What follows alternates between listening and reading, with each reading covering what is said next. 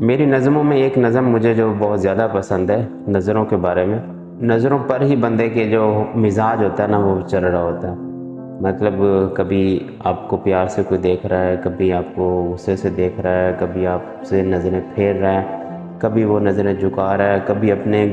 آپ میں جھانک رہا ہے، کبھی دوسروں پہ دیکھ رہا ہے۔ تو اس طرح کی نظروں کے حوالے سے نا میں نے پھر ایک غزل لکھی تھی۔ کسی کی افلاس کی کٹیا میں چار نظریں، کسی کی نگر دنیا میں گرفتار نظریں، کبھی قسمت روٹھی نظروں کے تغیر سے، پھر رہ گئیں یوں ہی اشکبار نظریں، جو ادائے کرم سے گر پڑ گئیں تو